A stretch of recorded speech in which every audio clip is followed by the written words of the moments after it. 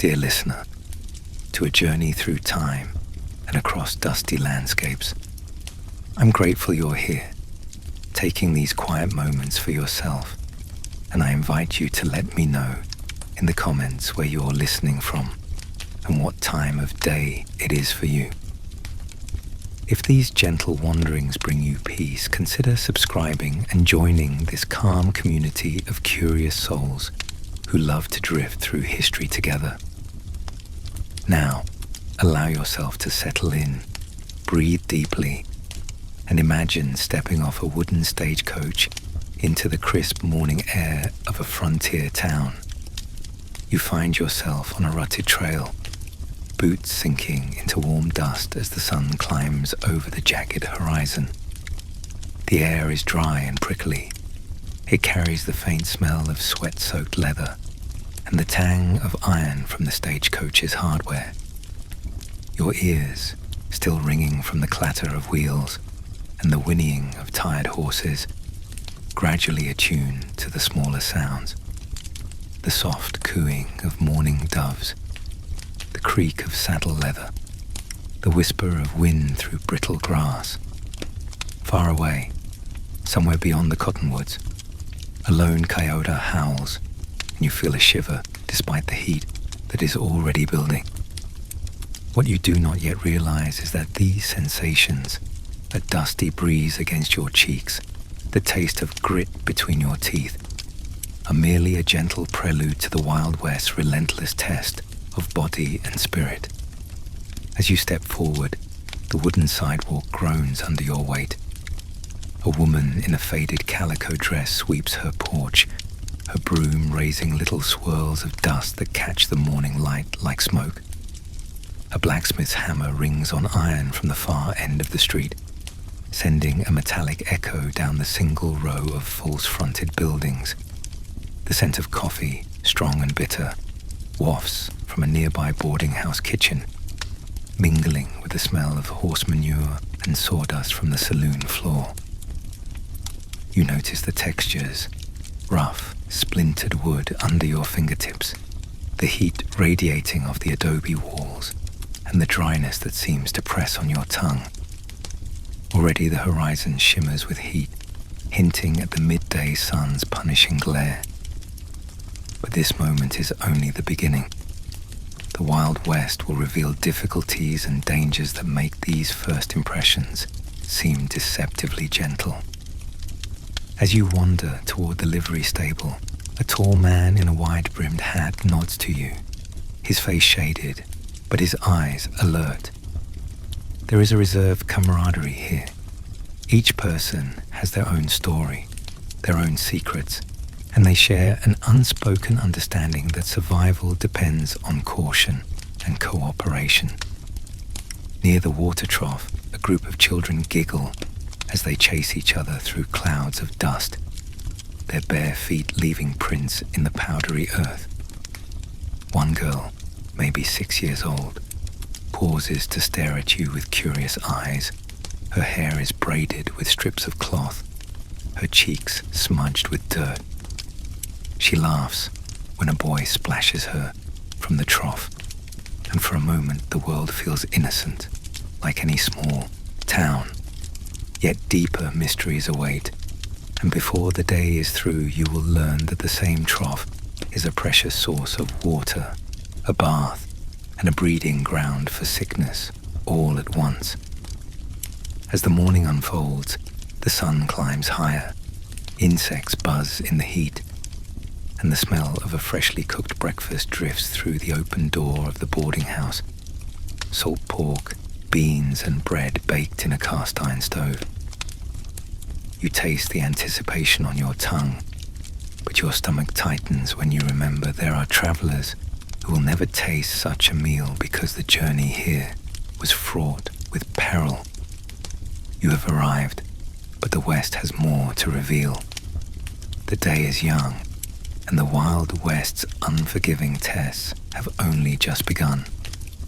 The chapter ends with a soft uncertainty, a sense that the comfort of this breakfast will soon give way to deeper trials. Yet for now, Breathe in the dusty air and listen to the quiet hum of life around you. The night will bring more. The American frontier was not a single place but a moving line, a shifting boundary between settled lands and the vast unknown. To understand why you wouldn't survive a day here, you need to understand the scale of the undertaking. Between the 1840s and 1860s alone, hundreds of thousands of people ventured west along the Oregon Trail, and 1 in 10 died before they reached their promised land. They were drawn by dreams of farmland, freedom, and gold, yet they left behind homes and families for a landscape that did not forgive mistakes. You, standing here, might feel the romantic pull of adventure, but each footstep echoes with the ghostly steps of those who never reach the frontier's welcome. Imagine yourself on that trail months earlier, your hands gripping the rough edge of a wagon, your back aching from hours of walking beside oxen. The air is alive with the lowing of cattle, the creak of wooden wheels, the occasional crack of a whip. Dust hangs in the air like a fog, coating your lashes and lips. Each breath tastes of earth and sweat. Ahead, the road dips toward a wide river that must be crossed, its water brown and swift from spring rain. Your heart quickens when you remember stories of drownings, children swept away, wagons overturning, goods lost to the current. You glance at a young man to your right, Thomas, barely 20, with sunburned cheeks and calloused hands. He smiles bravely, but his eyes betray exhaustion. He is a character you will come to know, a teacher turned pioneer who left St. Louis to seek land, carrying his wife's letters in his coat pocket as talismans. The crossing is treacherous. You can feel the current tugging at your legs as you wade beside the wagon, hearing the frightened snorts of the oxen. The water is icy against your skin, numbing your toes even though the summer sun beats on your shoulders. One wagon tilts, a scream cuts through the wind, and you spin to see a barrel crash free, rolling away downstream. A man shouts and leaps after it, only to be struck by a floating trunk. He vanishes under the froth, his hat drifting for a heartbeat before the river claims it. The mood shifts from anticipation to stunned silence. You realize that for the people of this era, death did not respect age, gender, or dreams. Rattlesnake bites could prove fatal. Herds of bison still roaming the plains could stampede and flatten an entire camp. A child could fall under a wagon wheel while chasing a dropped toy. Each mile west was measured not only in distance but in the weight of lives lost along the way. Thomas helps steady your wagon, his hands firm and reassuring. "Keep your eyes ahead," he murmurs, his voice low. For a moment, the river's roar fades and you can hear the rustle of cottonwoods, the distant cry of a hawk, the prayer whispered by a woman clutching a rosary at her breast. Thomas carries scars from a fever he survived as a child. He tells you of his younger brother, who did not recover. Disease was rampant. Cholera would sweep through camps, striking without warning. Measles, scurvy, dysentery, pneumonia, and smallpox lurked in stale water and cramped quarters. You swallow hard, tasting fear. Across the river, a safe-looking meadow seems so close. Yet your mind is trapped in the stories of those who never set foot on solid ground again. When you finally scramble up the muddy bank, the sense of relief is palpable. Thomas squeezes your shoulder, his fingers warm despite the cold water dripping from them. "We made it," he says, and his smile is genuine. But this moment is fragile. Ahead lie more rivers, more deserts, more mountain passes where wagons might be abandoned, more chances for horses to slip on scree. You have glimpsed the fragility of life and the resilience required. In the distance, someone begins to play a fiddle tune. a soft melody that floats on the air and briefly restores a sense of hope. Yet deeper mysteries await, and Thomas's journey is far from over. A mini cliffhanger lingers as the sun sets over the wagon train. Will Thomas reach the town you stand in now? Or will fate, indifferent and wild, claim him on another section of the trail? For now, you return to the present moment, standing in the frontier street, but part of your heart is still wading through that rushing water. The sun has climbed higher, turning the street into an oven. You feel the heat radiating from the packed earth under your feet and from the whitewashed walls of buildings that line the way. It is late morning, and daily life on the frontier hums with activity. Men lead horses to the trough, their spurs jangling softly. Women carry baskets of laundry, their skirts rustling against their ankles. Older boys unload sacks of flour and dried beans from a wagon, grunting under the weight. Each person moves with purpose because every task is tied to survival. Your skin prickles under your shirt, your neck damp with sweat, and the smell of horses mingles with the faint, sweet aroma of fresh bread from the mercantile. Yet you also notice a sour undertone, the odor of unwashed bodies and animals crowded together, because bathing is a luxury few can afford. Water is scarce here. Wells and iron hand pumps will not appear until the 1870s, and even then, every bucket drawn must be carried by hand. Most folks bathe in rivers or ponds when available, or they take sponge baths from a metal basin. Some seldom bathe at all. You watch as a mother, her face lined from sun and worry, fills a kettle from the community trough. She wipes her brow with her sleeve before lifting the heavy pot to her shoulder. Nearby, an older man, perhaps a trapper, dunks his head in the same trough, splashing water over his sweat-streaked face before letting his horses drink from it. The water ripples with hair and dust and bits of straw. The sharing of water between humans and animals creates multiple opportunities for illness. But there is little choice. As you lift a ladle to your lips, you can taste the metallic tang of iron, the murkiness, and the faint hint of algae. It quenches your thirst for now, but you can feel the grit at the back of your throat. In this town, bathing is often a communal affair. A wooden sign swinging outside a small bathhouse lists the prices. Baths, first water, 50C, used water, 25C, soap and towel, 20C. Hot water costs extra. On Saturday evenings, families come to wash away the week's grime. Pa goes first, then Ma, then the children, all using the same water which grows cloudy by the time the youngest climbs in. Heating water over a fire is laborious, and most of the time, it is tepid by the second bather. One of your companions, Mary, a slender woman with calloused hands and hair pinned under a kerchief, tells you she once bathed in a horse trough. It was cold, but better than nothing, she chuckles softly. Though her eyes betray fatigue, she dips a rag into a basin and wipes her face, leaving streaks of clean skin on her cheeks. She is a homesteader, caring for a patch of land with her husband and 2 children. Every drop of water she uses for bathing or laundry is measured against the needs of her garden, her livestock, and her family's thirst. You walk with Mary down a narrow alley where laundry flaps on lines strung between posts. The linen garments are stiff with soap residue.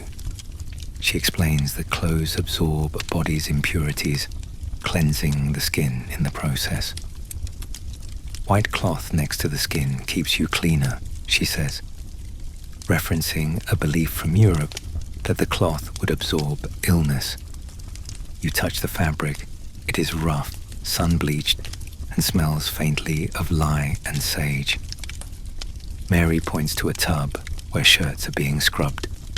The water is already grey with dirt, It takes an entire afternoon to wash a week's clothing, she notes, wiping a strand of hair from her face. Flies buzz around, landing on damp sheets. Children chase them away with sticks, laughing when they succeed. The midday sun bakes the wooden fence, and the scent of wet cotton rises like steam. As you stand in this alley, you feel the weight of the frontier's daily demands. Each meal is a triumph. Beans simmered over a fire, cornbread baked in a Dutch oven, coffee boiled until black and thick. Fresh vegetables are rare, the soil is tough and water is precious. Salt pork, dried apples and hardtack are staples. They fill your belly but leave your mouth dry. You can almost taste the salt and fat on your tongue. The air hums with the drone of cicadas, and somewhere a rooster crows lazily. You are grounded by sensory details, the rough wood of a washboard under your fingers, the sharp smell of lye soap, the gritty taste of dust when the wind kicks up unexpectedly. Mary tells you about her neighbor who died last winter. She took sick with pneumonia. After tending her baby in the cold, Mary explains, her voice soft, "We had no doctor here. We tried to keep her warm, but she slipped away." There is a quiet resignation in her tone, a recognition that disease does not discriminate, and that the tiny illnesses we brush off today were often death sentences. As Mary speaks, a fly lands on your lip and you brush it away, feeling a sudden kinship with the people of this era who battled not only the elements and hunger but also the constant presence of insects that carried germs. You look around, noticing the cracks in the walls, the patchwork repairs on roofs, the determination in the eyes of those around you. But this moment is only the beginning. The smell of fresh bread lures you toward the mercantile, and yet there is a whispering sense that the simple act of sharing water at the trough might soon have consequences. The chapter ends with Mary's warning. When the river runs low, we pray for rain. If the rain doesn't come, we pray for survival. A chill runs down your spine even as the sun beats down on your shoulders, and you sense that deeper struggles are still to come. You follow Mary back to her homestead, a modest sod house at the edge of town. The structure is half buried in the earth, its roof covered with grass that shimmers in the heat. Inside, it is cool and dim, smelling of packed dirt and smoke from a small iron stove. Light filters through a single window covered in oiled paper. Mary sets down her basket and wipes her hands on her apron, inviting you to sit on a wooden stool. A faint breeze drifts through the doorway, carrying with it the scent of sagebrush and the distant cry of a hawk. You feel the uneven texture of the dirt floor beneath your boots and the solid weight of the sod walls that insulate this tiny haven. Mary's children, Sarah and Jacob, sit cross-legged near the hearth, stringing beads onto bits of sinew. Their fingers move deftly, their tongues peeking out in concentration. Jacob glances up at you and smiles shyly, his front teeth missing. Mary spoons a thin stew of beans and wild greens into bowls and hands one to you. The steam rises slowly, carrying a comforting aroma. You lift the wooden spoon to your lips and taste the earthy flavors, simple yet sustaining. Mary watches you take the first bite, her eyes reflecting pride and worry. "It's not much, but it fills the belly," she says. The stew is warm but not hot. The beans are slightly undercooked because firewood is scarce. As you eat, Mary tells you her story. She grew up in Missouri, on a farm that was swallowed by debt. Her father lost his land to taxes, and her mother died of dysentery when Mary was 15. She married John, a blacksmith, and they joined a wagon train west. "We thought we'd find rich soil," and gentle weather, she says, her voice catching. Instead, she found unforgiving winds and soil filled with stones. When they arrived, they built this sod house with their own hands, cutting blocks from the earth with spades, stacking them carefully and filling gaps with mud. For weeks, their hands bled from the work, and their backs ached so that they could scarcely stand. Their first crop failed in a drought. Their second was eaten by grasshoppers. Sometimes I stand out there, she confides, gesturing toward the dry field, and I feel like the land is testing me, asking me if I'll stay. Mary's eyes are tired but strong. Her hands are cracked from scrubbing and cold weather. She tells you of nights when the wind howled like a banshee, shaking the sod roof, while she lay awake listening to the coughing of her children, praying that pneumonia would not take them. She describes the time a rattlesnake slid into the house through a gap in the wall, coiling near the hearth. Jacob froze mid-step. Mary grabbed a broom and slowly swept the snake back outside, her heart hammering. My hands shook for an hour afterward, she confesses. You imagine the cool texture of the broom handle, the dry rustle of the snake's scales against the dirt floor, the metallic tang of fear in Mary's mouth.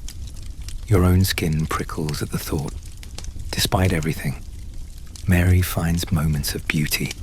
She describes dawns when the sky turns every shade of pink and gold, and the prairie seems endless, an ocean of grass moving like waves in the wind.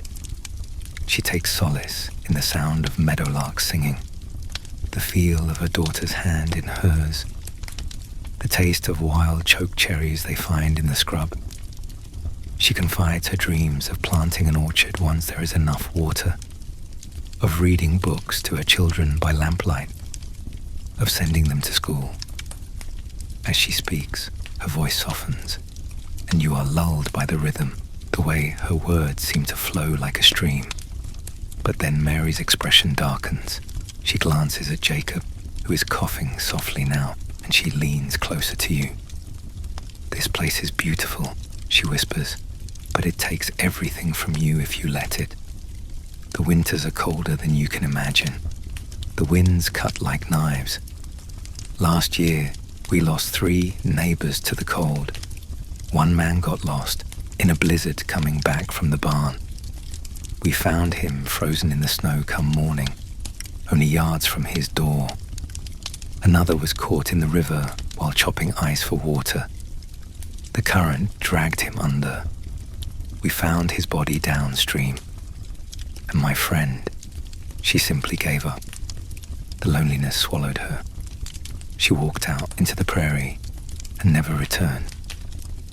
Mary's voice trembles, and she squeezes your hand. You feel the roughness of her skin, the warmth of her palm, and the weight of her fear. She is telling you that the Wild West is not only about physical dangers, but also the quiet perils of isolation and despair. You listen, heart heavy, as Mary continues. She pauses to look at her children, then at the horizon, visible through the doorway. Outside, the wind has picked up, sending dust devils swirling across the field. The smell of dry earth fills your nose. We keep going because we must, she says finally. We plant again. We pray for rain. We tell ourselves that one day this will be a garden. But what you do not yet realize is that the hardships come in waves, and each wave can drown you if you aren't careful. Her words hang in the air like smoke, and the chapter ends with you watching the dust swirl, the stew cooling in your bowl, and an open loop about how Mary's story will unfold in the long winter to come. Leaving Mary's sod house, you wander toward the heart of town, where cultures and ambitions collide. The street is busier now. You hear the rhythmic clop of horses' hooves and the rattle of wagon wheels.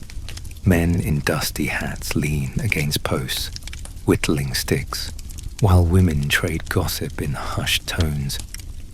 The saloon's swinging doors flit open and shut, letting out bursts of laughter, music, and the sharp smell of whiskey mixed with spilled beer and sawdust. A sign above the door reads Tarbell Saloon, hand-painted letters curling around a faded image of a stag. Inside, the atmosphere is dim and hazy, lit by oil lamps whose flames flicker and cast long shadows against the rough wooden walls. As you step through the swinging doors, a cool draft grazes your face. The air is thick with cigar smoke, the scent of cheap perfume, and the sour tang of bodies pressed together. Sawdust crunches under your boots, absorbing spilled liquor and spittle. On a small stage at the far end, a fiddler plays a lively tune, his bow dancing across the strings. You feel the vibrations through the worn floorboards as though the music is part of the building's bones. At the bar, men toss back glasses of tarantula juice, a local concoction of whiskey mixed with strychnine. It burns down the throat and leaves a tingling numbness on the tongue, as though spiders are crawling under your skin. The bartender wipes a glass with a questionable rag, his hands moving quickly. He calls out to you with a gruff chuckle, offering a drink. You politely decline, remembering that even small amounts of strychnine can cause poisoning and death. Your mouth is dry, but the risk is high. In a corner near the fireplace, a group of miners huddles together, their faces streaked with coal dust, their voices low. Among them sits Li Wei, a Chinese immigrant who crossed the Pacific and then the continent to seek fortune in the gold fields. He is slender, with calloused fingers and a braid trailing down his back. He speaks little English but understands the language of hardship and hope that permeates this room. When you approach, he smiles politely and pours you a cup of tea from a battered tin kettle. The tea is bitter and smoky. Its heat warms your hands as you hold the metal cup. Li Wei tells his story through gestures and halting phrases, describing long hours spent in freezing streams panning for gold, the back-breaking work of moving rocks and silt, and the constant threat of violence from those who resent his presence. He and his countrymen were forced to pay heavy taxes, and some were barred from testifying in court, leaving them vulnerable to attack. Yet he continues, sending coins home when he can, dreaming of a future where he is respected. Across the room, a group of cowboys laugh loudly, slapping each other on the back. One of them, a wiry young man named Caleb, tells a story about an outlaw called Red Jack, who robbed a stagecoach and escaped across the prairie. The cowboys' laughter masks a tension you can sense beneath their bravado. They know violence is never far away. Over by the piano, a soiled dove, her name is Lucy, perches on a stool, her painted lips smiling as she sings a melancholy ballad about missing home. Her voice is both smoky and sweet, and the song's melody floats above the din like a fragile bird. Lucy's eyes meet yours for a moment. In that instant, you see tiredness, longing, and the weight of a life lived at the mercy of men's desires. She was born on the Kansas frontier, married young, widowed by pneumonia, and lured into the saloon by poverty. Each night she drinks to dull the pain, risking her life on alcohol that might be laced with turpentine, gunpowder, or ammonia. Many women like her die young from disease or violence, their names forgotten. Outside the saloon, the street takes on a different character. Down by the river, tents and makeshift shacks house Chinese laborers and black cowboys, freedmen who found more opportunity on the range than in the cities. Their cook fires send up thin plumes of smoke that smell of stir-fried greens and sizzling pork. Children chase each other between the tents, laughing in a jumble of languages. Nearby, a small church stands as a sanctuary for those seeking solace, its bell ringing out across the prairie at sundown, a clear, pure tone that cuts through the dust. The preacher inside speaks to a congregation of mixed backgrounds, his voice rising and falling in cadence with old hymns. The building smells of beeswax candles and rough-hewn pews. In a corner, a young woman named Annie bows her head in prayer. She is one of the first school teachers in town, determined to teach children of all races to read, despite the prejudice of some locals. As the afternoon passes, the tension between cultures becomes more palpable. A group of white miners confronts Li Wei and his friends outside the saloon, accusing them of stealing gold. Voices rise, fists clench, and you taste the metallic tang of violence in the air. For a heartbeat, you fear that gunfire will erupt. The sheriff steps between them, his hand on his holstered revolver, his eyes hard. "Go on now," he growls quietly. "Everyone has work to do." The men mutter and disperse, but the hostility lingers. Li Wei thanks the sheriff with a nod, and you wonder how many times he has endured such confrontations. What you do not yet realize is that xenophobia and racism are only one facet of the dangers here. There are also the unseen threats of disease and the unpredictable whims of a community that can turn on a stranger in an instant. The chapter concludes as you step back into the bright sunlight, ears still ringing with Lucy's song. The wind shifts, carrying the smell of manure from the livery and the sweetness of tobacco smoke from a passing pipe. Somewhere a bell tolls, marking the hour. You glance back at the saloon and see Li Wei raising his cup of tea to you. His gesture is small but meaningful. Deeper mysteries await, including the story of that tarantula juice and the silent battles waged by people like Li Wei and Lucy. For now, you walk away with the tune of a fiddle in your mind and a growing awareness that the Wild West's social landscape is as treacherous as its physical one. Late afternoon settles over the town like a blanket, bringing with it a lull in activity. The heat begins to ease, and long shadows stretch across the street. But with the cooling comes another threat, one more insidious than outlaws or rattlesnakes. Disease. You sense it in the uneasy hush that descends when someone coughs too hard, in the way Mary glances nervously at her children whenever they wipe their noses on their sleeves. The Wild West was a place where illnesses we now consider treatable could take entire communities. Cholera, measles, scurvy, dysentery, pneumonia, smallpox.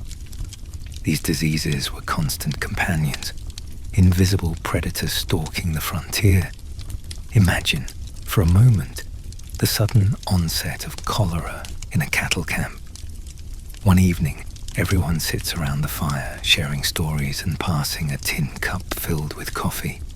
The next morning, one of the drovers wakes with stomach cramps and vomiting.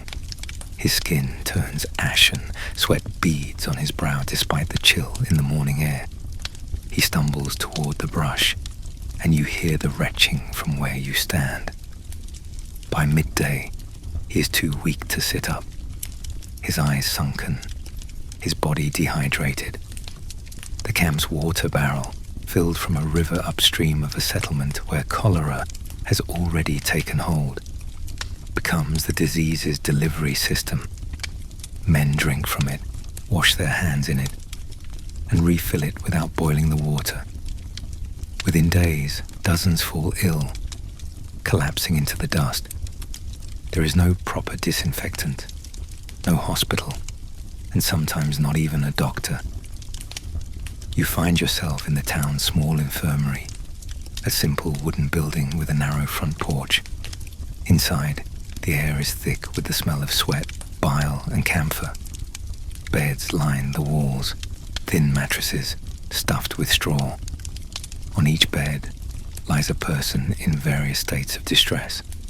A young girl with flushed cheeks and glassy eyes, an old man moaning softly, a cowboy whose face is drawn in pain. In the corner, a doctor, Dr. Samuel Carter, frantically flips through a medical manual. He's in his 30s, slender, with sleeves rolled up and spectacles perched on his nose. His hands tremble as he ties on a makeshift apron.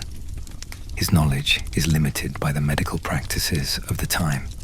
He believes in bloodletting and purging, has only a handful of laudanum vials, and no antibiotics.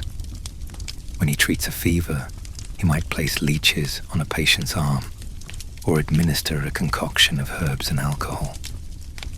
You can hear the rasp of his saw as he prepares for an amputation in the next room, because infections spread rapidly from wounds, and sometimes the only hope was to remove the limb. Dr. Carter looks up at you with weary eyes. "We do what we can," he says, his voice hoarse. "But sometimes the cures are as dangerous as the ailments." He tells you about the cholera epidemic of 1873, when he and a handful of nurses attempted to disinfect everything they could find, only to realize that disinfectant was scarce. He recounts prescribing a cure for arthritis involving killing a dog, stuffing it with turpentine, brimstone and nettles, and roasting it over a fire so that the patient could breathe in the fumes. An act he knew was more superstition than science. He speaks of Doc Holliday, who self-medicated with opium and alcohol when tuberculosis ravaged his lungs, his cough speckled with blood.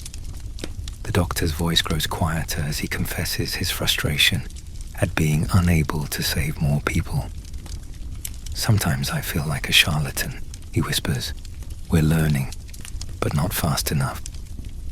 Across the room, a woman named Abigail stifles a cough behind her handkerchief.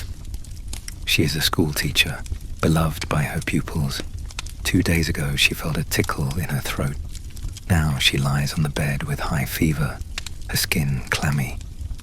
She grips a rosary, her knuckles white. Her eyes meet yours. In them you see fear, but also acceptance. You feel the weight of her gaze, the warmth of her hand when you take it, the dampness of her skin. Her breaths are shallow and labored. Dr. Carter leans over her, listening to her lungs with a wooden stethoscope. He shakes his head imperceptibly. "Pneumonia," he says.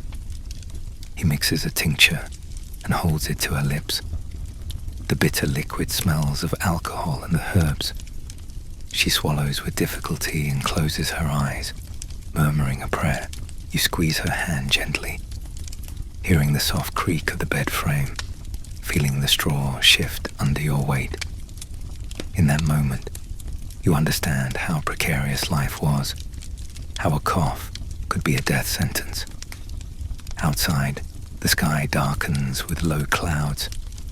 A cool wind blows dust down the street, carrying with it the faint scent of rain. People look up hopefully. Rain is both blessing and curse, washing away dust and feeding crops, but also turning streets into mud and spreading disease through contaminated runoff. You step onto the porch and breathe in the humid air. The first drops fall, fat and cold on your skin, leaving cool spots of relief. The smell of wet earth rises around you, mixing with the medicinal odors clinging to your clothes. Yet you are haunted by Dr. Carter's words and the memory of Abigail's labored breathing. What you do not yet realize is that the evening's rain will pool in stagnant puddles, breeding ground for mosquitoes and the diseases they carry.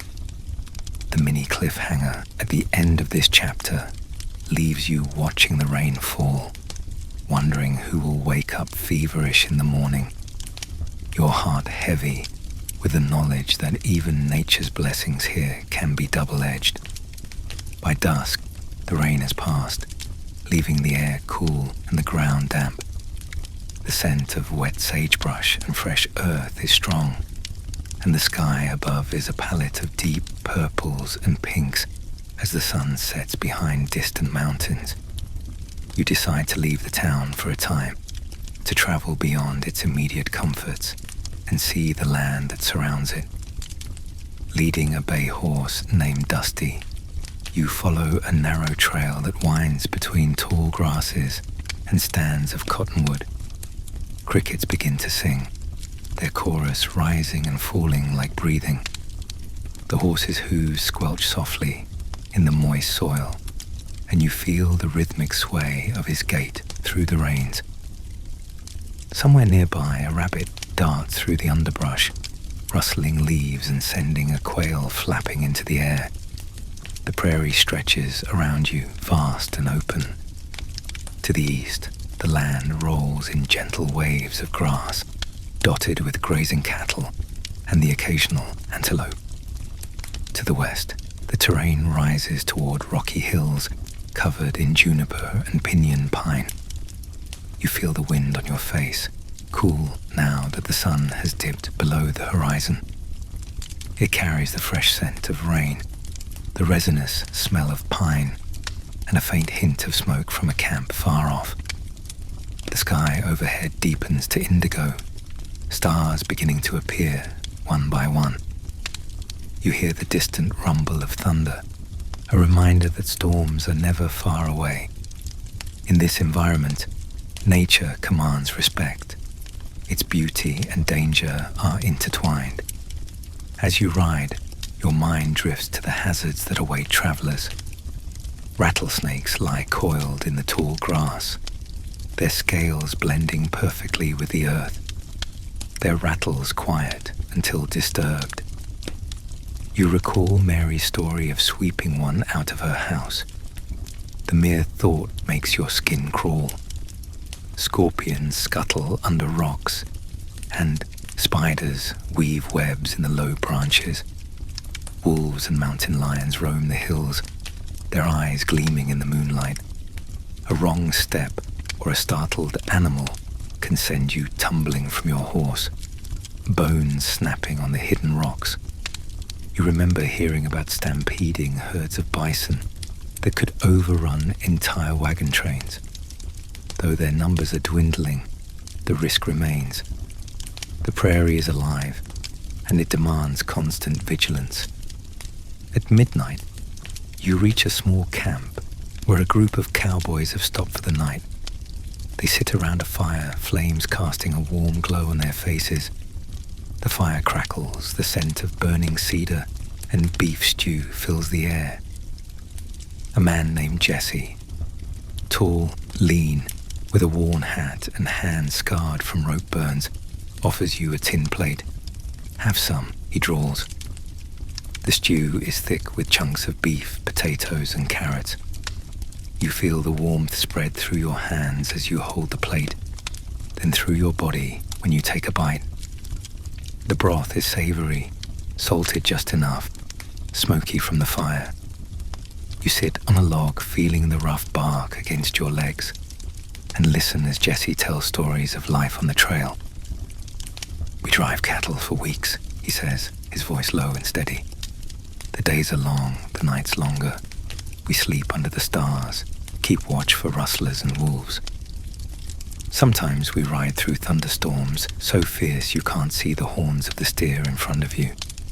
Jesse speaks of lightning that can strike without warning, killing a rider and his horse instantly. He describes sudden blizzards that sweep across the plains in winter, burying men and cattle under snow. "You've got to find a low spot, hunker down," he explains. "If you stand up, the wind will take you." His words conjure images of icy gusts that cut through clothing, of snowflakes stinging exposed skin like needles, of fingers numb and blue from cold. He tells you about heat waves when the air shimmers and the ground cracks, when water holes dry up and men resort to drinking from muddy puddles crawling with insects. He recalls nights so dry that your tongue sticks to the roof of your mouth. Your lips crack and bleed, and you pray for a drop of dew on a blade of grass. You taste the dryness, the metallic taste of desperation. In those moments, a cool breeze or a trickle of water feels like a miracle. As the night deepens, Jesse adds another log to the fire, sending sparks swirling into the dark. You lean back, feeling the ground beneath you, the vibration of cattle lowing softly in the near distance. The sky is now ablaze with stars, the Milky Way, a glowing river overhead. You hear the soft strum of a guitar as another cowboy plays a simple tune, the notes rising and falling like the distant hills. A sense of peace settles, a quietness that belies the dangers described. Jesse turns to you with a solemn expression. "The land is beautiful," he says, his voice almost a whisper, "but it can kill you if you don't respect it. You can't fight it. You have to learn to listen to the wind, to the animals, to the feel of the ground under your feet." His words resonate like a warning and a mantra. You stare into the flames, watching them dance and thinking about how the environment is as much a character in this story as any person. Yet deeper mysteries await. The conversation around the fire turns to whispers about bandits seen near the trail, of outlaws hiding in the hills. You glance into the darkness beyond the firelight, feeling the hair on the back of your neck rise. The night is calm now, but the presence of unseen dangers lingers. The chapter ends with you pulling your blanket around your shoulders. The sound of the wind rustling through the grass, the smell of smoke clinging to your clothes, and the open loop of whether the tranquility of this camp will hold through the night. Will bandits descend? Will the weather turn? For now, the fire crackles, the stars shine, and you close your eyes to rest, knowing that morning may bring new trials. Morning arrives clear and bright, with a cool breeze stirring the ashes of the campfire. The air smells of dew-damp grass and wood smoke. You mount Dusty and return to town, passing fields of wild flowers and stands of cottonwood. When you reach the main street, the town is stirring to life again. Men load supplies into wagons, women sweep stoops, children chase each other around water barrels. But tension simmers beneath the surface. The night's peace has given way to the daily reality that law and order here are tenuous. Stories of outlaws drift through conversations like smoke, and you soon find yourself pulled into a tale that underscores how precarious justice was in the Wild West. The town's sheriff is James Fletcher, a tall man with silvering hair and a badge pinned to his vest. He stands on the boardwalk outside his office, arms folded, eyes scanning the street. His presence commands respect. He wears a holstered revolver and carries a Winchester rifle slung over his shoulder. The creak of his leather boots and the jingle of his spurs punctuate his movements. When he sees you, he nods in greeting, his face weathered by years of staring into the sun and squinting into the wind. "Morning," he drawls. His voice is calm, but carries authority. He invites you inside for coffee. The office smells of strong brew, gun oil, and old paper. A wanted poster hangs on the wall, a charcoal sketch of a man with a scar on his cheek. The caption reads, "Wanted for stagecoach robbery. Reward, $500. Sheriff Fletcher pours black coffee into tin cups. The liquid is hot and bitter, and you cradle the cup in your hands, feeling the warmth spread through your fingers. He tells you about Red Jack, the outlaw Caleb mentioned. "He's clever," the sheriff says, stirring his coffee with a spoon that clinks softly against the metal cup. "He robs stagecoaches, hides out in the hills, comes to town disguised, drinks with decent folks, then slips away." Fletcher shakes his head. "He killed a man last spring, shot him in the back. I aim to catch him before he kills again. Fletcher's eyes are hard, but there is weariness there too. He confides that he spends most of his time mediating disputes over cattle, land, and water. Most folks don't shoot first, he notes. There's a lot of talk, a few punches, but sometimes it turns bad. In Dodge City, during the boom years, there was a 1 in 61 chance of dying a violent death. Even the law couldn't always protect you. As Fletcher speaks, the office door swings open and a young deputy rushes in. "Sheriff, Red Jack's in town," he exclaims, breathless. The sheriff's eyes narrow. He stands slowly, places his cup on the desk, and reaches for his rifle. "Where?" he asks, voice steady. "At the saloon. He's taken a drink. I saw the scar on his cheek," the deputy replies. Without another word, Fletcher strides toward the door. You follow at a distance, your heart pounding. The street seems to hold its breath. Dogs slink under porches, women gather their children close, and men step aside, hands resting on the butts of their pistols. The smell of tension is sharp, like ozone before a lightning strike. The saloon's doors swing open, and the interior goes quiet. Red Jack sits at the bar, hat pulled low, a shot glass in hand. His scar catches the light. Fletcher raises his rifle slightly. "Jack," he says evenly, "you need to come with me." Red Jack smiles and turns slowly. His eyes glint with something like amusement. "Sheriff," he drawls, "wouldn't dream of causing trouble." The bar's wooden floor creaks as the two men regard each other. The tension is palpable. You taste bile rising in your throat. Somewhere, a fly buzzes loudly against a window. In that moment, time seems to stretch. Fletcher's finger tightens on the trigger guard. Jack's hand hovers near his holster. Then with the speed that makes your breath catch, Jack lunges, not for his gun, but for the door behind him. He crashes through, shattering glass. Fletcher fires, the rifle's blast echoing off the walls. The bullet shreds the brim of Jack's hat, but he escapes through the back alley. Chaos erupts. Men shout, chairs scrape, the piano's tune stutters to a stop. Fletcher curses under his breath and bolts after the outlaw, you on his heels. The alley is narrow, lined with barrels and crates. The smell of sour beer and rotting vegetables assaults your nose. Ahead, Jack leaps onto a stack of boxes and over a fence. Fletcher pauses, aiming again. He fires, splinters explode from the fence post, but Jack disappears into a warren of sheds. Fletcher lowers his rifle and exhales slowly. He knows this town better than I do, he mutters. The chase is over. For now. The sheriff turns to you. "Next time," he says quietly. "Next time, I'll catch him." The law was a delicate balance.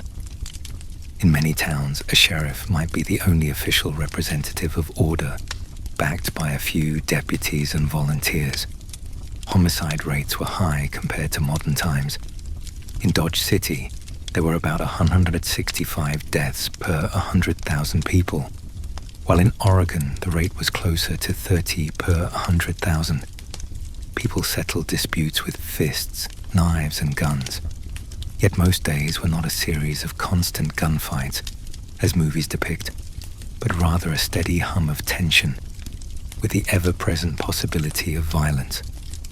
The community's respect for the sheriff and his ability to mediate disagreements often prevented bloodshed. Still, the risk remained, and you could feel it like static in the air. As you leave the alley, the sun is high. Sweat beads on your temples, and your heart slowly returns to its normal rhythm. The saloon's piano resumes its tune, albeit shakier. Life goes on. People emerge from hiding, glancing around nervously, then return to their chores. Fletcher sets his rifle back on his shoulder and steps onto the boardwalk, resuming his watch. There is a small smile on his lips, as though he relishes the challenge.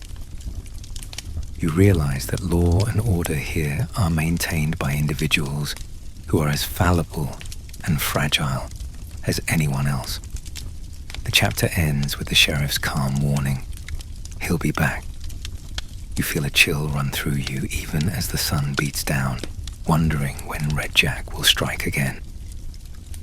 Yet deeper mysteries await, including the stories of those who live outside the law and the quiet acts of courage that keep this community from descending into chaos. To fully understand why survival in the Wild West was so tenuous, you must consider the broader forces shaping these lands. The frontier was not empty. It was home to millions of Native Americans who had cultivated, hunted, and revered these spaces for centuries. Their stories are often overlooked in tales of pioneers and cowboys, yet they are central to understanding the costs of westward expansion. You find yourself walking along the riverbank at dusk, the water reflecting the sky's golden hues. The scent of willows fills the air, and the sound of frogs croaking creates a rhythmic symphony. A light breeze carries the smoke from a nearby campfire, where an indigenous family is preparing supper. You are invited to join them. The elder, a woman named Ayana, greets you with a solemn nod. Her dark hair is streaked with silver, braided neatly, and adorned with beads. She sits on a blanket woven with intricate patterns, her posture straight, her eyes wise. She offers you a piece of fry bread, still warm from the pan. It tastes of flour and fat, slightly sweet, and it fills your mouth with comfort. Children run around the camp, their laughter pure. Ayana's grandson, Tahoma, sits beside her, whittling a small piece of wood into a toy animal. He is about 10, his eyes bright. Ayana begins to speak, her voice low and melodic. She tells of their people's history, of thriving communities, of hunting bison across the plains, of ceremonies that honor the land and the spirits of their ancestors. But her tone shifts when she speaks of the hardships they have faced. Smallpox, brought by Europeans, ravaged villages.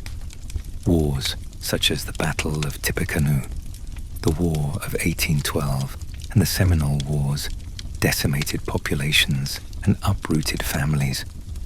She describes forced relocations like the Trail of Tears, in which thousands of Native Americans were marched hundreds of miles from their homelands.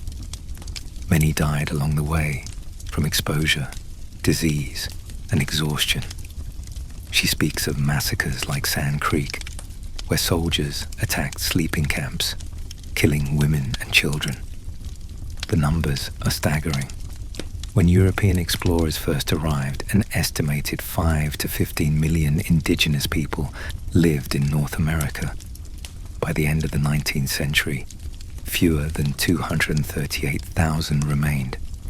Ayana's voice cracks as she recalls friends lost to hunger and sickness. She pauses often, allowing the weight of her words to sink in.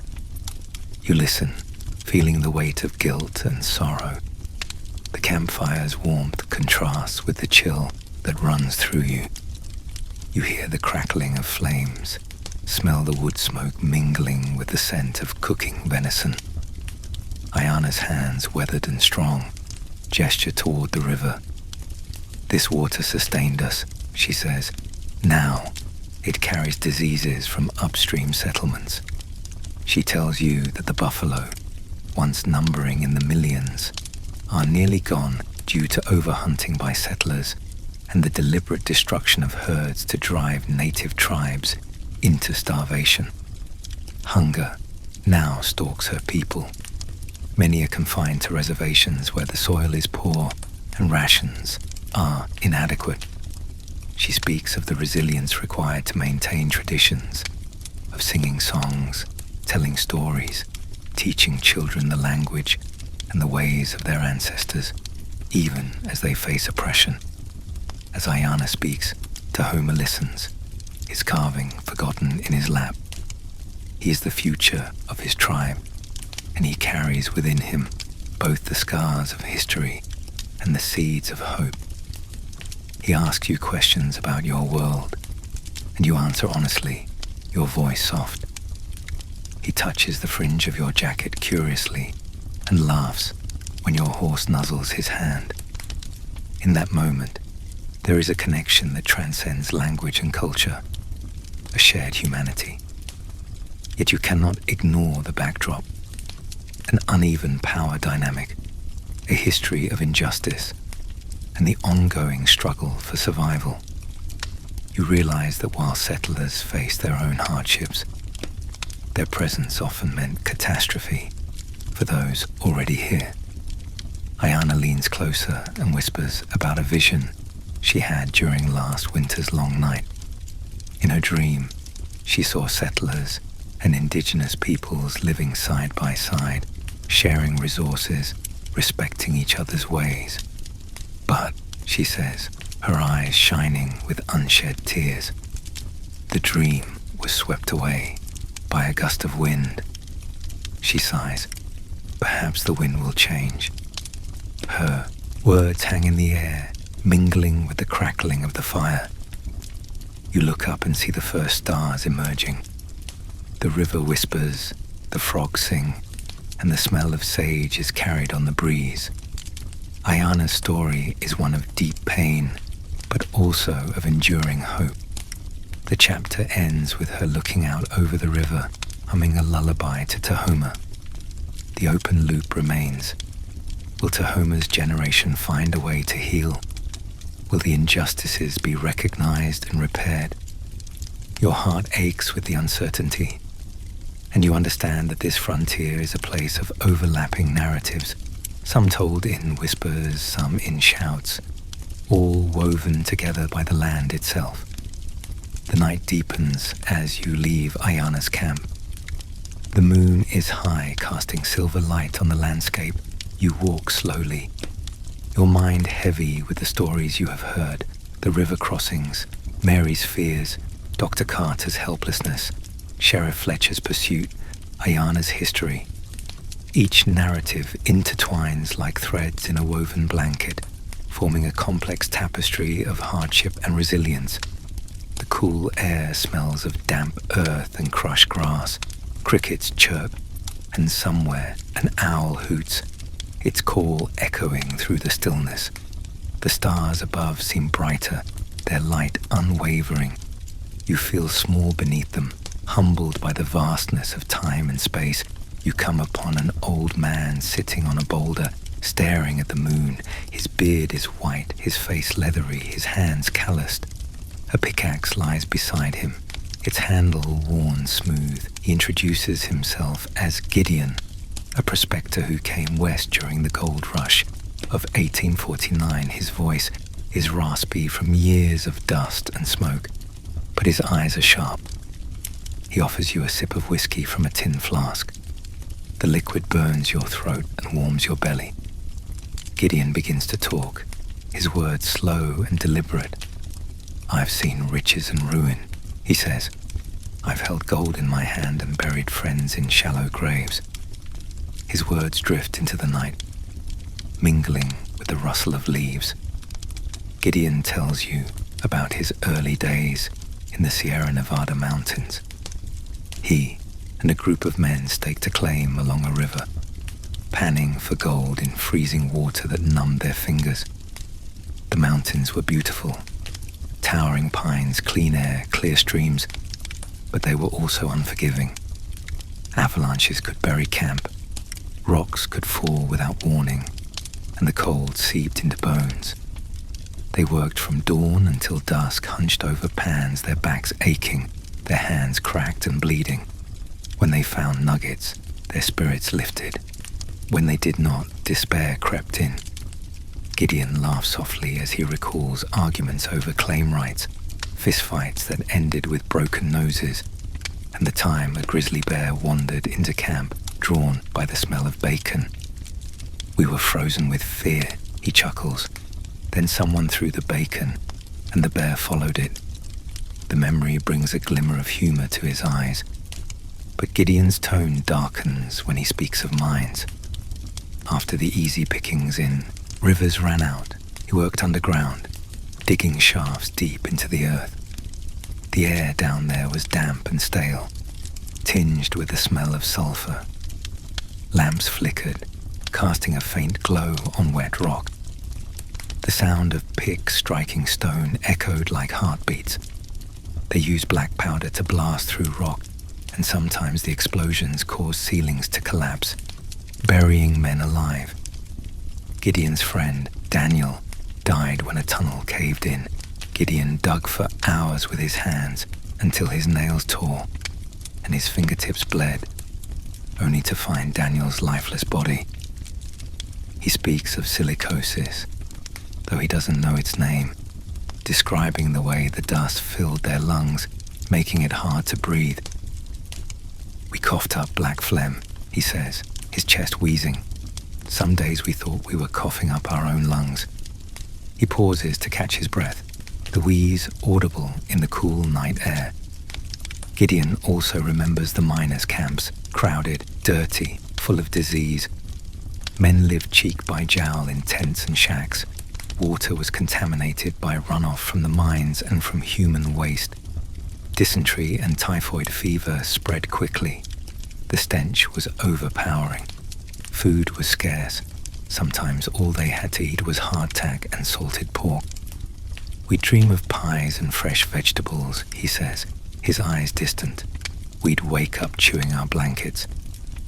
The few pleasures they allowed themselves, tobacco, cheap whiskey, a night with a woman, came with risks, addiction, poisoning, venereal disease. Gideon admits he contracted something once. Thought my insides were on fire, he says. He used mercury ointment, which burned his skin but did little else. Such was the medicine of the time. Despite the dangers and the hardships, Gideon speaks of the moments that kept him going. He describes watching the sunrise over the mountains after a night shift, the sky turning from deep blue to blush pink. He remembers sitting around a fire with his companions, telling stories, singing songs, and feeling a sense of camaraderie. He recalls the taste of fresh venison when they managed to hunt a deer, the fat juices running down his chin, the way the meat warmed them on cold nights. He tells you he found enough gold to buy a small patch of land, which he later sold to fund another expedition. Gold is a fickle mistress, he says, looking up at the moon. She gives and she takes, and she never truly belongs to you. You sit with Gideon for a long time, listening to his tales and staring at the sky. The night is silent, except for his voice, the occasional crackle of a branch, and your own breathing. His story leaves you with a sense of awe and sadness. The gold that lured so many men west brought with it suffering, but also moments of beauty and connection. Gideon falls silent at last. He closes his eyes, and for a moment you think he has drifted to sleep. Then he speaks once more, barely above a whisper. If I had known what it would cost, would I have come? I don't know. Sometimes I think the journey was the gold. His words hang in the air. You stand, your knees creaking, and place a hand on his shoulder. It is warm, solid, human. The chapter ends with you walking away into the night, Gideon's tale swirling in your mind like smoke. An open loop remains. What happened to Daniel's family? Did they ever know his fate? The uncertainty lingers like the cool night breeze against your cheek. Your heart feels heavy with the weight of stories. You seek solace in quiet and return to the cowboys' camp. The fire is smaller now, reduced to glowing embers. The night air is crisp, carrying the scent of smoke, pine, and damp grass. Overhead, the Milky Way spills across the sky like a river of light. The stars seem close enough to touch. You spread your blanket on the ground and lie back, feeling the earth beneath you, solid and cool. The softness of the blanket contrasts with the occasional lump of a rock pressing against your ribs. You exhale slowly, watching your breath form a faint mist in the cool air. Beside you, the cowboys sleep, their bodies curled under blankets, their hats pulled down over their eyes. The horses stand tethered nearby, heads lowered, tails flicking at flies. The cattle are a dark mass in the distance, their lowing blending with the distant call of a night bird. You listen to the symphony of nocturnal sounds, the chirp of crickets, the rustle of leaves, the soft hoot of an owl. It is peaceful, almost sacred. The events of the day drift through your mind like clouds, but the immediate sensation of lying under the stars grounds you. You feel the fabric of your clothing against your skin, the faint scratchiness of wool, the warmth of your own body heat trapped under the blanket. You close your eyes and imagine you can feel the rotation of the earth, the slow turning of time. A gentle breeze caresses your face, carrying with it the smell of sage. You remember Mary's words about praying for rain and Gideon's description of holding gold under the same sky. You recall Ayana's voice telling stories of resilience. All these voices become part of a lullaby, a soothing cadence that pulls you toward sleep. You drift in and out, waking briefly when a coyote howls. Its eerie cry echoes across the prairie, bouncing off distant hills. You shiver, pulling your blanket tighter. The fire's glow casts a warm orange halo around the camp, and beyond that halo, the world is pitch black. In the early hours before dawn, you wake to a faint sound. At first, you think it is wind through the grass, but then you recognize it as quiet sobbing. You turn and see a young cowboy, barely more than a boy, sitting apart from the others, his knees drawn up, his face buried in his hands. You approach and sit beside him, your movements slow and gentle. He lifts his head, his eyes shining with tears in the firelight. His name is Daniel, not to be confused with the miner Gideon lost. He tells you he left his family in the east to work cattle, but he misses his mother and his little sister. He confesses he is frightened by the violence he saw in town today, by the disease he witnessed in the infirmary, by the prospect of never seeing his loved ones again. His voice trembles as he speaks, and his hands shake. You place a hand on his shoulder, feeling the tense muscles, and assure him it is okay to feel fear.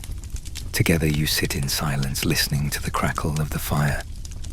The night begins to lighten at the horizon, a faint band of pale blue. The air grows colder just before dawn, and you feel the chill sink through your blanket. You breathe in the scent of damp earth and smoke, and exhale, watching your breath in the dim light. The young cowboy's sobs subside, replaced by slow, even breathing. He leans his head against a fallen log and falls asleep. You stay awake, watching the sky brighten. The stars fade gradually, replaced by a rosy glow. A chorus of birds begins to sing, and you feel a sense of renewal. The events of the previous day, heavy as they were, are softened by the beauty of dawn. For a brief moment, you allow yourself to believe that the Wild West can offer not only hardship, but also moments of profound peace. The chapter ends with the first rays of sun warming your face, the smell of coffee brewing in the early light, and an open loop suggesting that the day ahead will bring new challenges. Yet for this moment, you are grounded and calm, your senses filled with the simple beauty of dawn. As the new day unfolds, the camp breaks. Cowboys saddle their horses, extinguish the fire, and ride off, their silhouettes fading into the morning light. You decide to explore the mining camp you've heard about, located a day's ride to the south. The journey takes you through rolling hills and rocky canyons. The sun warms your back, and the air smells of dust and wildflowers. You reach the camp by mid-afternoon. It sprawls across a valley, a clutter of tents, wooden shacks, and mine entrances carved into the hillsides. The noise hits you immediately. The clinking of picks, the shouts of men, the occasional boom of an explosion deep underground. The air is thick with dust, and you cough, tasting grit and the metallic tang of rock on your tongue. You make your way to the entrance of a shaft. A crude sign warns, "Danger. Enter at your own risk." The tunnel is dark, damp, and cold, the air heavy with moisture and the smell of earth. Wooden supports line the walls, groaning under the weight of the rock above. You can hear the drip of water and the distant echo of picks striking stone. Miners work by the light of oil lamps, their flames flickering and casting shadows that seem to dance on the walls. The light is dim, and you feel disoriented. As you walk deeper, the air becomes thick with dust that catches in your throat. You understand, even without words, how these particles can lodge in lungs, causing silicosis, a disease that would leave men coughing and gasping for breath. The constant presence of dust, combined with physical exhaustion and unsanitary conditions, makes this environment a breeding ground for illness. In a side tunnel, you meet a young man named Miguel. He is lean, with sunken cheeks and eyes that look older than his years. His clothes are smeared with dirt and sweat. He offers you a brief nod before returning to his work, swinging his pick at the rock wall. Every strike sends tiny shards flying. Miguel tells you he came from Mexico to mine silver. He thought he would make enough money to buy land back home. Now, after months of hard labor, he has little to show for it, but calluses and a persistent cough. He wipes sweat from his brow, leaving a streak of grime. He tells you about the dangers here, cave-ins that occur when supports fail, explosions that misfire, ladders that stretch hundreds of feet, slick with moisture, carbon monoxide buildup that suffocates men before they can escape. He points to his wrist where he is missing 2 fingers, lost when a boulder rolled and pinned his hand. The scar tissue is thick and shiny. He shrugs.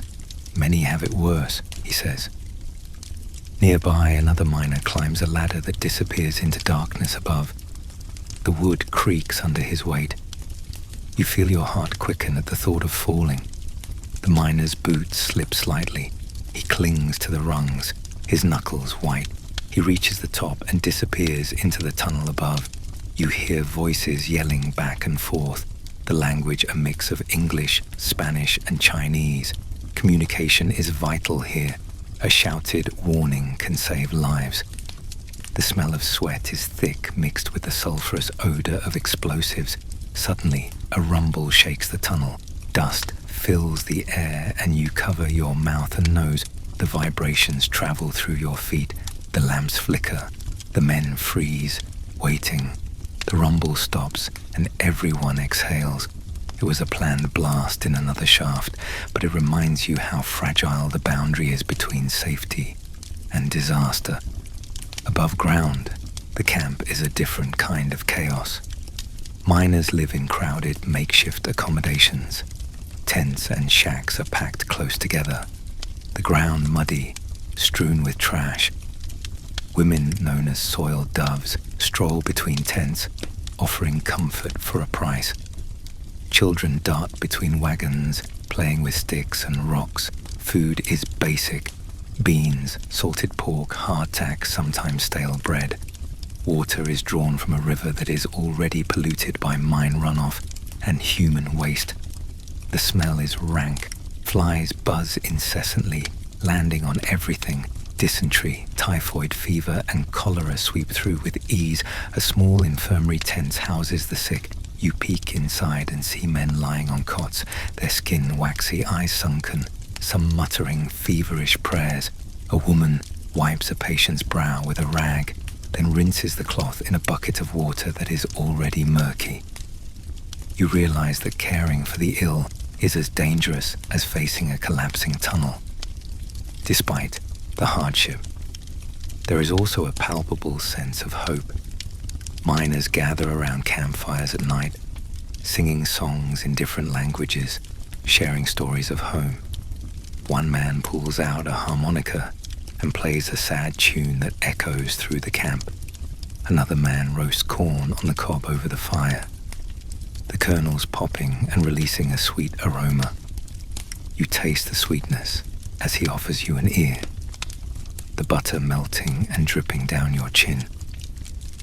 Miguel tells you about his dream of returning home, building a small house, planting a field. He wants to send money to his parents so they no longer have to work. He knows the risks, but hope keeps him swinging the pick. You feel the duality, the danger and the dream, like two threads woven together. As the sun sets, the camp is bathed in a warm golden light. Dust motes dance in the air. Voices mingle in a cacophony of laughter, curses, and lullabies. A dog barks in the distance.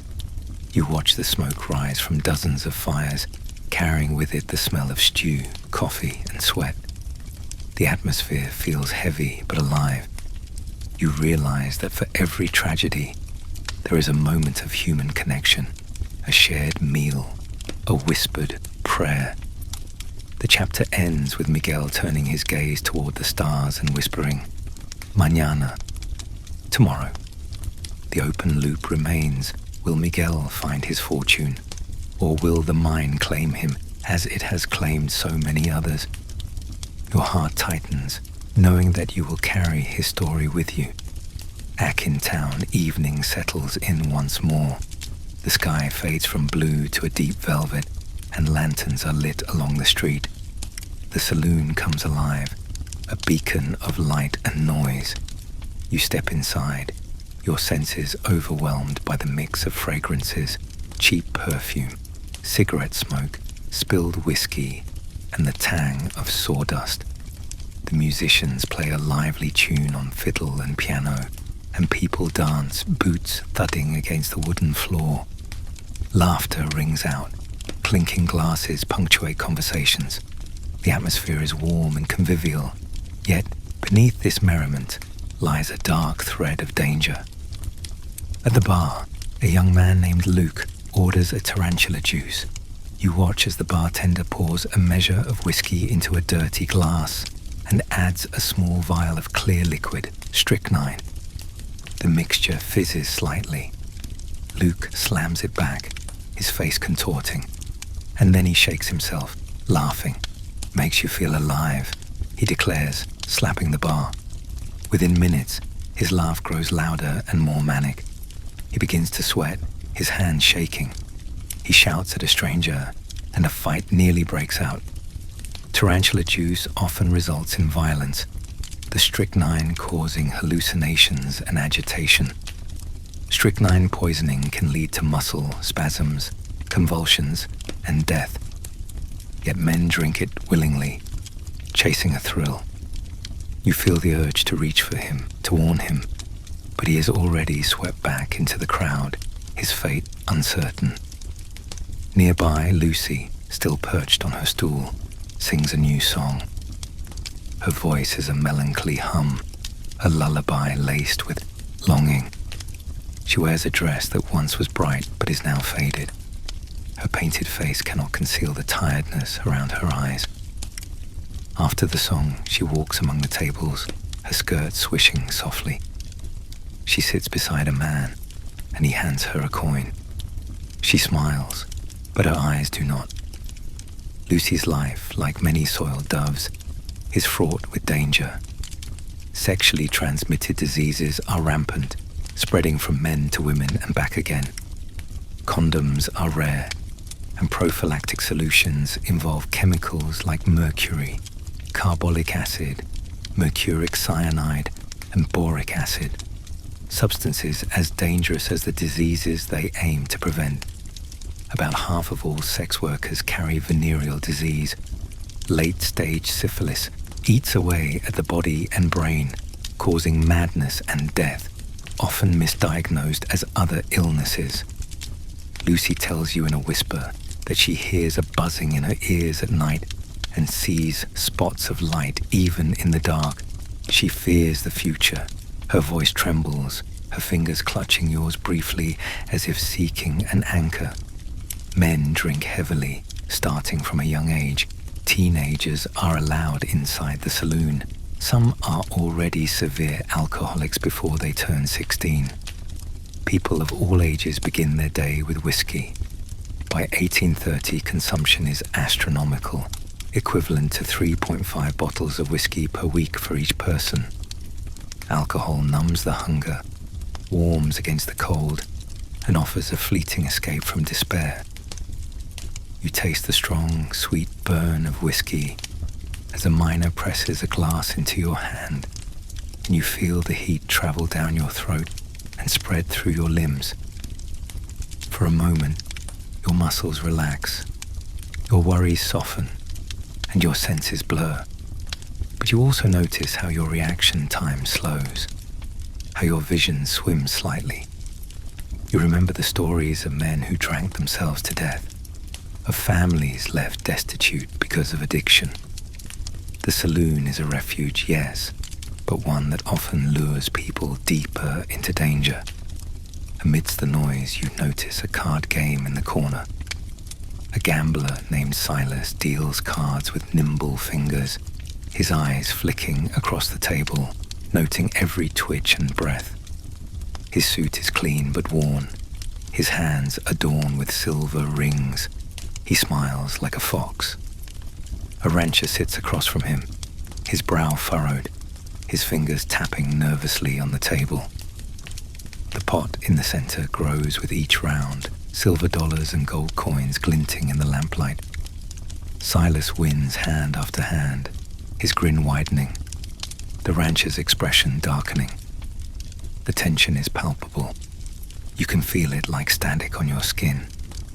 When the rancher finally accuses Silas of cheating, chairs scrape, voices rise, and pistols appear. Cards flutter to the floor, and for a split second, the saloon holds its breath.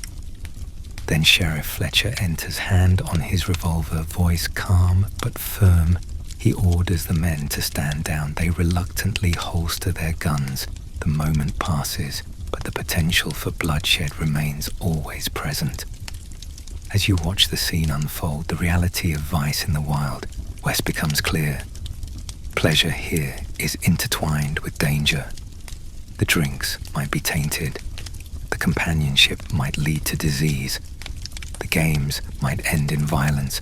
People indulge to forget their hardships, to feel alive in a world that constantly reminds them of mortality.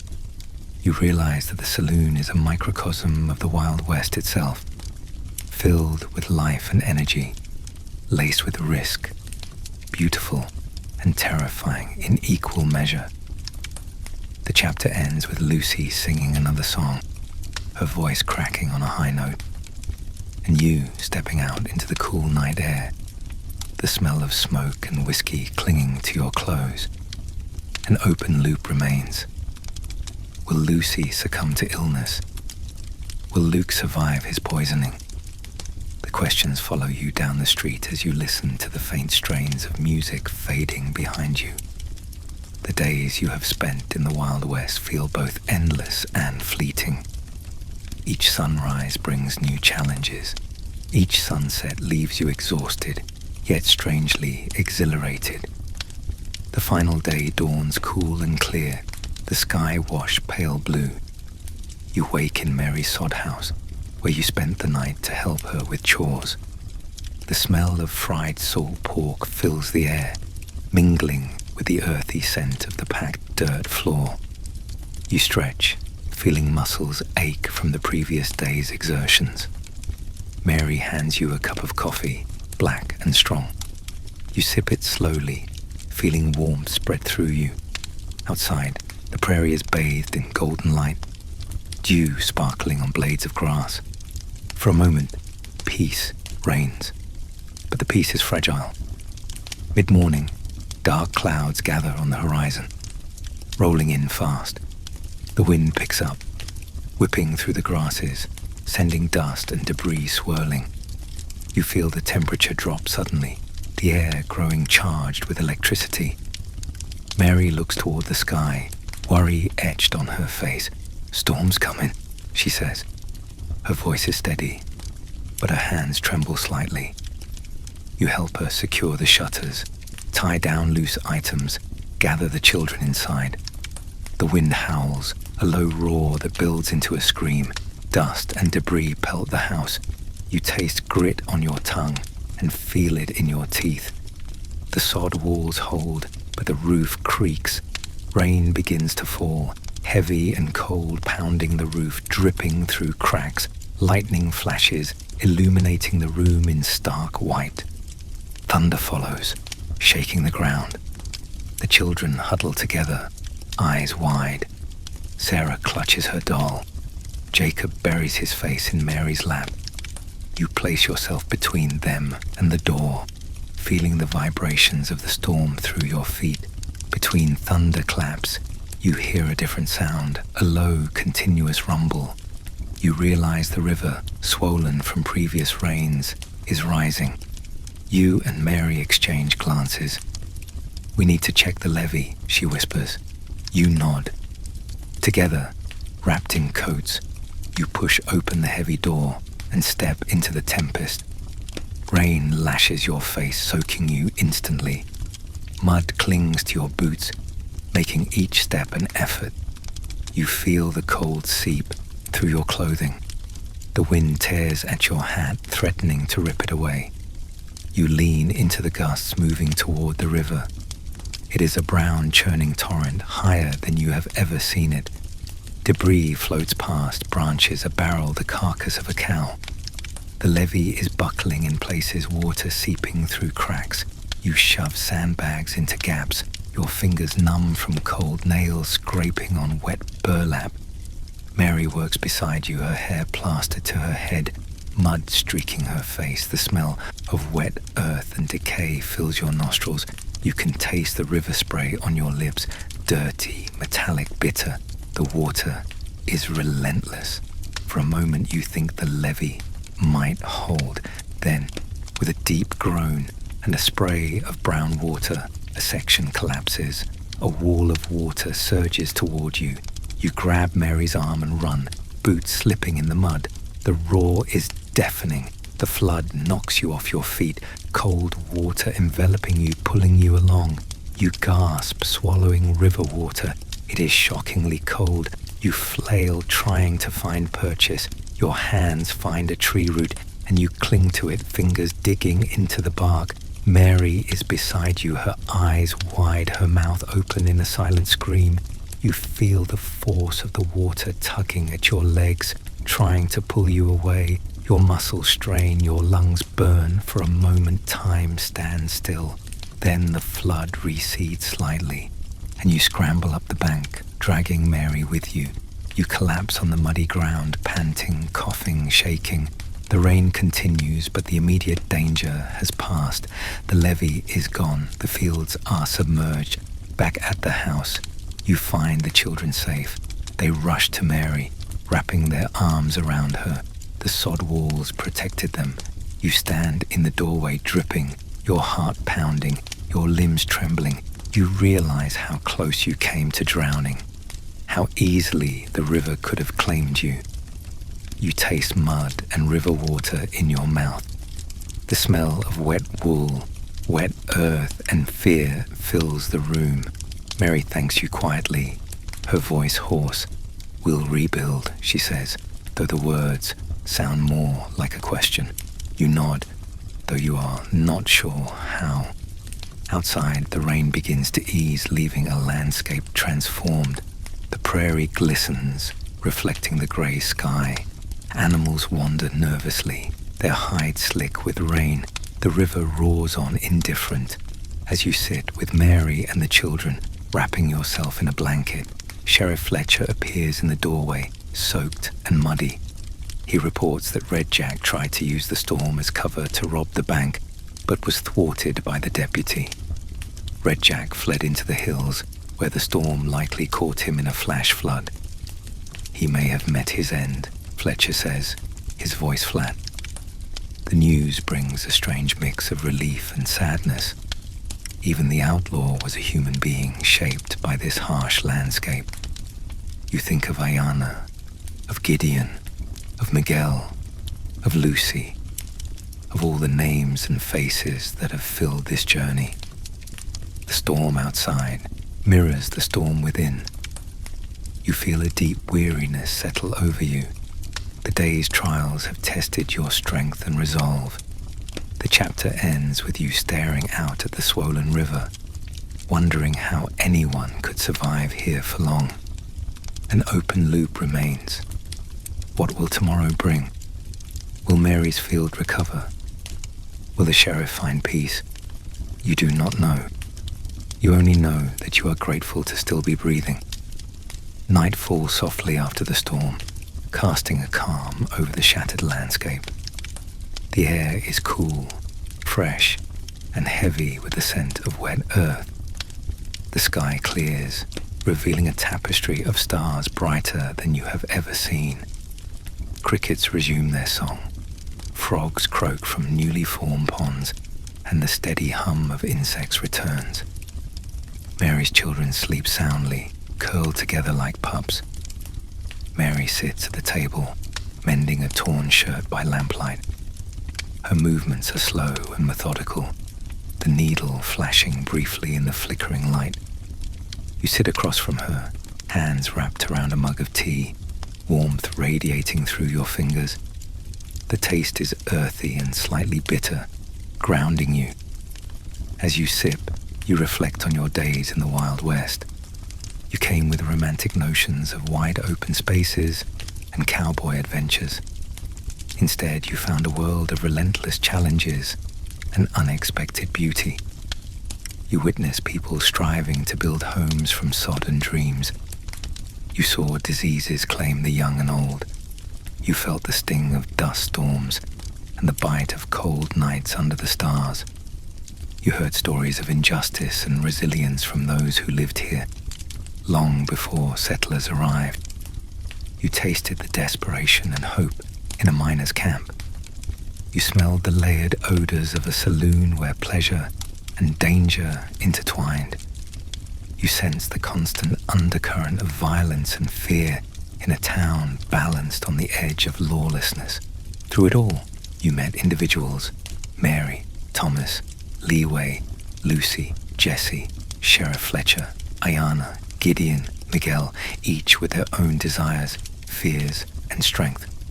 Their lives painted a vivid portrait of a place that could nurture and destroy in equal measure. You realized that surviving even a single day here required more than physical toughness. It demanded resilience of spirit, community ties, and a willingness to endure uncertainty. The Wild West was a testing ground where nature, disease, and human ambition collided. It was a place where a moment of carelessness could lead to tragedy, where water could be both life-giving and lethal, where medical cures could harm as much as heal, where comfort often carried hidden costs. You feel humbled by the courage of those who lived through it, and by the tragedies that unfolded unseen. You feel grateful for modern comforts like clean water, reliable medicine, and relative safety. You understand why you, a person of the present, likely wouldn't survive a day in the Wild West. The thought is sobering, but also inspiring. It invites compassion for the past and appreciation for the present. As the evening progresses, Mary sets down her mending and thanks you for your help. She expresses gratitude that you were there to hold the levee, to distract the children, to listen. "You are welcome here any time," she says softly, a smile touching her lips. You feel warmth spread through you, not from the tea, but from the connection. Outside, the prairie sings its night song. The stars shimmer. A gentle wind brushes against the house, its sound like a whispered lullaby. You take a deep breath, filling your lungs with the cool, clean air, You hold it for a moment, then release it slowly, feeling tension melt away. It is time to say farewell. You stand, your chair scraping softly on the dirt floor, and step outside. The night envelops you. You turn back to look at Mary's house one last time. Lamplight glows through the oiled paper window, casting a warm square of light onto the dark prairie. You raise your hand in a silent farewell and see her silhouette return the gesture. You whisper, "Thank you," though the wind carries your voice away. You walk toward the edge of town, the stars guiding you. In the distance, you hear the faint strain of Lucy's song drifting on the breeze, the deep low of a cow, the metallic clang of the blacksmith's hammer, the whisper of the river flowing on. As you leave the Wild West behind in your imagination, I hope you carry with you not only the dangers, but also the moments of quiet beauty and human connection that define this time. If these quiet wanderings through dusty streets and under starlit skies brought you peace, consider subscribing and joining us again when you need another gentle escape. Your presence makes these journeys richer. I am grateful you were here. May your dreams be filled with soft winds, crackling fires, and the distant songs of history. Good night, dear friend.